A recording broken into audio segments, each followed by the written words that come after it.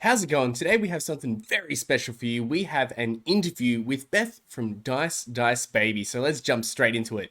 So, Beth, it is lovely to have you on Horse Productions. It's wonderful to be here. Welcome. Thank you. Good to have awesome creators around. So, would you like to start off by telling us a little bit about your business? Yeah, for sure. So I run Dicedicebabey. I make handmade TTRPG.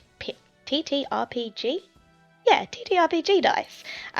So your Dungeons and Dragons, your Warhammer, your anything that uses your polyhedral dice, I can make sets of dice for.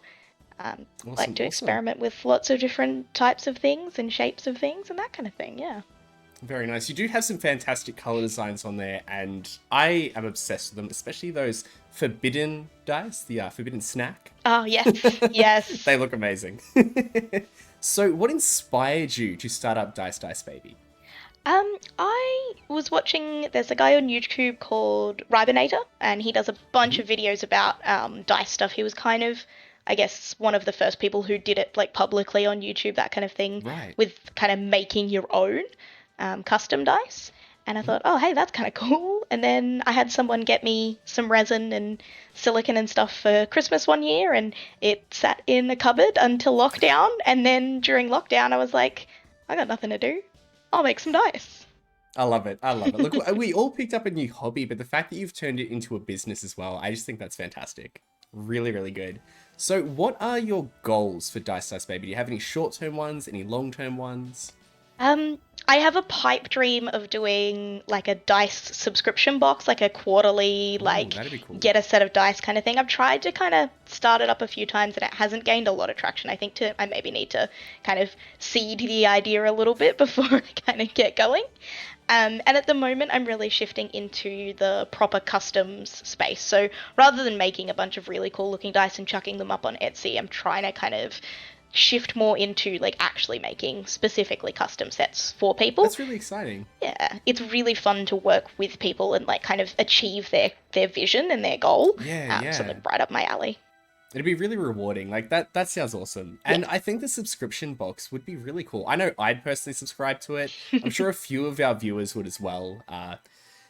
You're a part of the LARP community as I am. Yep. Lots of people would get behind Yeah. Yeah. that. I have to give it another go, give it another setup. So yeah. Definitely, definitely. So, what's your favorite set of dice that you've made so far? Hmm. Um, I think my absolute favorite. Hang on, I have them here. I have the big bag of dice. I think my absolute favorite is probably one Easter. I was walking through the reject shop, and you know how they have those tiny little like fluffy pastel colored chickens. Yep, yep. So I got those and squished them Oh, that is awesome. into some I dice. love that. Oh my gosh. They're so very disfigured and squished. I That think is so cool. the coin, the D2, is possibly my favorite. Oh my Free, gosh. free me, free me. So I really love those. And then my favorite serious set is probably the set I've made for my most recent character because they were the first set I made with my new They're masters, which has my gorgeous. little logo on it, and it's Yep. just such a pretty color. There are obviously They better look really photos nice, yeah. on the internet of those, but I think this is the first D&D character I've been properly like attached to as well. Oh, So that's exciting. It's yeah. always awesome when you finally make a character and get to play them out, grow that Mm, attachment. It's awesome. It's really awesome. yeah. So, you've spoken about how your dice are used for Dungeons and Dragons, Warhammer, different TTRPGs, but what's your favorite tabletop RPG? Um, I have only played a few. I played some GURPS back in the day, Right, yeah. which was fun, but also a bit of disaster as GURPS tends to be with Yeah. such an open world. I am definitely into D&D. I'm playing and DMing possibly too many campaigns at the moment, I but feel that. I'm not quite at one every day of the week yet. So I reckon I can squeeze in a couple more. You gotta love that. You gotta love that. That's awesome though. Dungeons and Dragons is my personal favorite, but it might be shifting to the Borderlands TTRPG that I've recently Ooh, got because I love Borderlands. nice. Maybe I could get a commission organized for some Borderlands You dice. could. I'm doing That customs would be at the cool. moment. That's very exciting though. It's very exciting. Now, what if any advice would you give to someone who wants to start making their own dice? um, It's a very easy hobby to get into at a very base level, but if you want to do it to any kind of very high quality, you've got to sink quite a bit of money and time Right. into the supplies. So anyone can grab some resin, grab the little. I would not recommend the wish molds. That's my biggest Fair. advice. Would not recommend the wish molds, but grab a little pre-made mold, but your dice will have bubbles. Like, there's no way to avoid bubbles if you don't have the whole pressure pot set up, Right. which is where the money sink really is, in getting that set up. So. How much would those cost roughly? So my first pressure pot was a cheaper one. I think it was about $150 from Super Cheap Auto.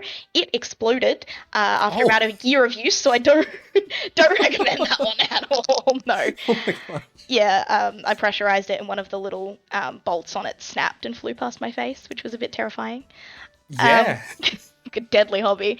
But the one I have now is about 200-ish, and then the Right. actual pressure, like the air compressor as well, is fairly pricey. I don't remember how much I paid for mine, but yeah, definitely that's the biggest kind of money sink. Yeah. No, very cool. So, I'm sure a few people that would be watching this video and also the stream are curious. Where can they find your products? So mainly I post on Instagram. I am at Dicedicebabey everywhere that I am on social media. I have Instagram, TikTok, and Twitter, as well as my Etsy, but Instagram and TikTok will be the two ones that I post the most content on.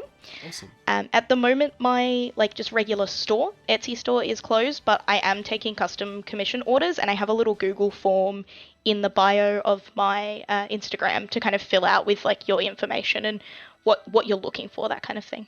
Yeah. Very cool. Very cool. No, that's awesome. So hopefully we can send some traffic your way. And yeah, thank you for being on the show. Yeah, thank you for being here. having me. Thank you for telling us all about it. It's exciting. It's good to see D&D really spreading and becoming something more creative. Seeing, all the different dice that's being made, all of the accessories, and it's good to see some Aussies in that category as well. Yeah, So, definitely. Thank you for being here. You're awesome. Thank you very much for having me. We'll catch you soon. Hope you enjoyed the interview with Dicedicebabey. Make sure you go and follow them on their Instagram, TikTok, and also on their Etsy. If you're watching us on YouTube, make sure you check in the description below because we'll leave their links there. And if you're watching us live, we'll post them in the chat. Hopefully you all enjoyed it. I'm going to leave you with a little montage of some of their awesome products. And they've also got a giveaway. I will leave that video there. Make sure you go along, join in, and win some free dice. See you soon.